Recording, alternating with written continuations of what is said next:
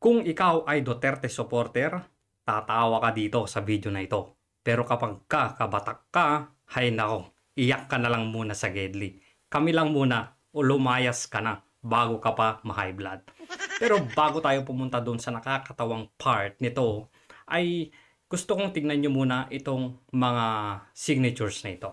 May kinalaman kasi ito dito sa bagong ebidensya daw ni Adjong na nagpapatunay na merong katarantaduhan o kalokohan sa paggasta ng confidential fund ni Vice President Sara Duterte.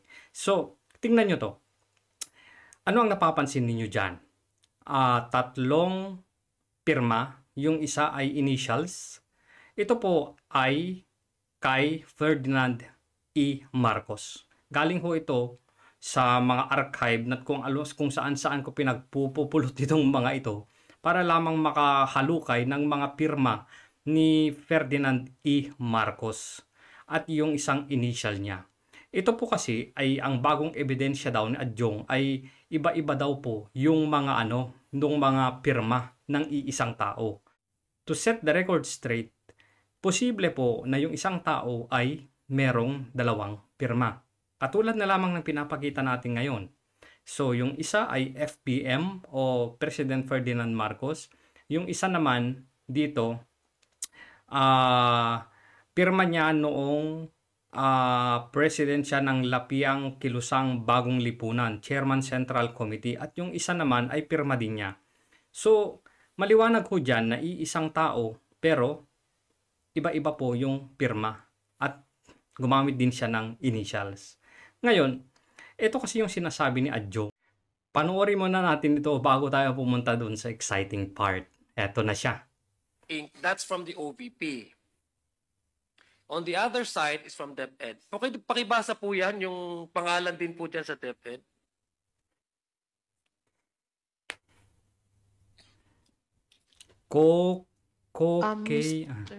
Parang parehas po, Mr. Chair, Kokoy Villan. Kokoy. Parehas po, no? Yes, Mr. Chair. Oo. Ibig sabihin, the point I'm trying to drive at, Mr. Chair, is that based on the documents and the acknowledgement receipts, which we do not have any other ways to really affirm whether these persons and individuals who have received the confidential funds were truly alive and truly person, makikita po natin yung medyo hindi ho kapanipaniwala ako, ordinaryo po ako na tao, I'm not an auditor, but as you can see it, pareho po yung pangalan nila, Kokoy Villamin, yung acknowledgement receipt from the Office of the Vice President, and at the same time, from the DepEd, the same person, Kokoy Villamin, from Osamis. So, anong problema mo ngayon dyan? Adjong?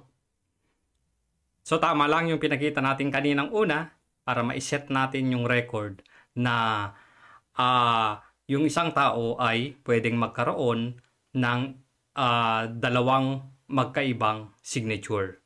Ito kasi yung pinopoint out dito ni Adjong ay hindi daw kasi magkapareho yung pirma.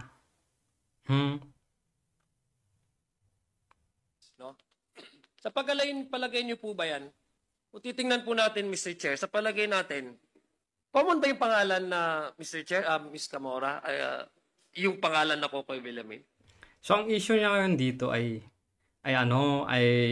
kung common daw ba yung Kokoy Villamin. Sagot ni Kowa? Mr. Chair, parang hindi po since Parang hindi. nickname yung Kokoy. Parang nickname daw yung Kokoy. So, masasabi niyo po ba as a head or nag-audit ng Intelligence Confidential Funds Audit Office, masasabi niyo po ba yan na isang person yan? Pwede po, Mr. Chair. So, pwede daw. So, ang sinasabi dito ni Adjong, eto na dahil sa pangalan, ay ibebase niya kung totoong tao o hindi daw yung Kokoy Villamin na yan. Anak ng teteng ka naman. Paano na lang kaya ito? Kung ito yung pumirma, dyan, let's say magkaiba din yung pirma, kagaya ng pinakita natin kanina na si Ferdinand E. Marcos ay iba-iba din yung ginagamit niyang pirma at may initial pa. 'Di ba? Paano kung ito kaya? Basahin nga natin. Glinil Hilir Isigil. Paano kung tong taong to, ang nakapirma dyan at magkaiba din ang pirma? So, ang sinasabi mo, dahil sa pangalan na Kokoy, ay dyan mo i-determine kung totoong tao yung pumirma dyan. Wait, there's more. Paano kung ito kaya? Basahin nyo nga. Sabi, Naruto Uzumaki Namikaze. So paano kung yan din yung tao na yan, si Naruto Uzumaki Namikaze, ang nakapirma dyan? Let's say magkaiba din yung pirma. Ayon kasi kay Adjong, yung Kokoy kasi, yung pangalan kasi, ang gusto niyang maging basehan kung totoong tao ba ito. Paano to? Certificate of live birth ito. So kung si Naruto pala ang ang nilagay na pangalan diyan, fictitious na. Paano naman may mga tao talaga na Naruto? Totoo to. Na-news nga to viral nga to. Maging ito, viral din to noon. So totoong tao ito. So ang basehan ni Adjong ay fictitious yung pangalan Hindi kasi normal na pangalan niyang Kokoy paano to? Wait. There's more. Mas nakakatawa to, guys. Ayan Cheese Pimiento Pascual Revisa. So, ang certificate of live birth to ang pangalan ng tao ay Cheese Pimiento.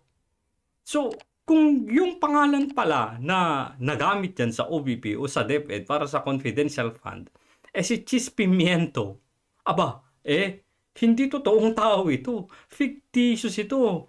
Gawa-gawa lang ito. Kasi wala namang ganyang apelyido na Piatos. Paano to? Cheese Pimiento.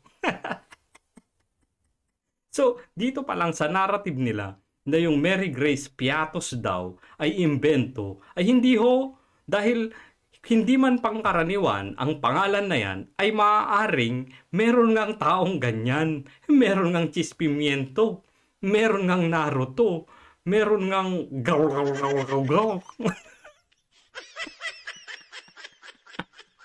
So, dun pa lang, debunk na sila kagad doon sa sinasabi nila na fictitious daw. May mga mas malala pa palang pangalan. Buti nga yung Mary Grace Common yun, yung Piatos lang ang hindi. Paano to? Naruto, Uzumaki, Namikaze, meron ding Cheese Pimiento. Oh my God! Paano ba yan? Oh my goodness, Adjong. Oh my goodness, Quadcom. Oh my goodness, mga buhaya. Ano ba itong pinagagagawa? But wait, there's more. Ang nanay ni Cheese Pimiento ay si... Ayan Basahin niyo nga. Spaghetti 88.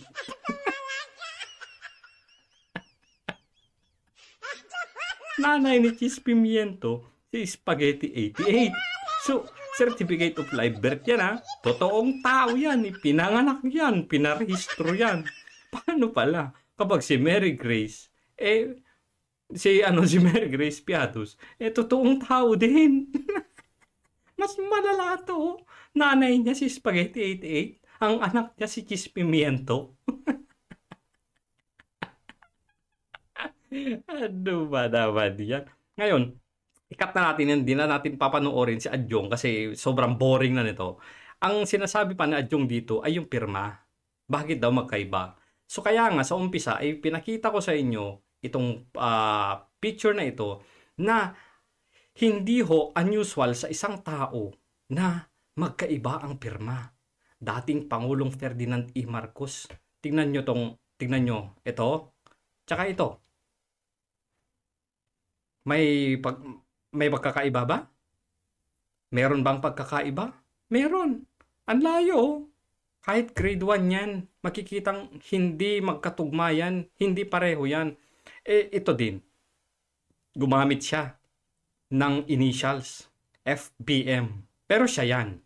So, dito, ang pinapakita nila na si Kokoy Villamin ay isang tao, pero hindi magkapareho ang pirma, which is very unusual sa kanila. So, eto yung patunay ni Adjong, nakakatawa, na meron daw irregularity na nangyayari sa pag-liquidate ng confidential fund ni Vice President Inday Sara.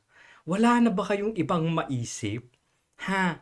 Yung Mary Grace Piatos nyo, walang binatbat sa Chis Pimiento na nahanap ko. Walang binatbat sa nanay ni Chis Pimiento na si Spaghetti.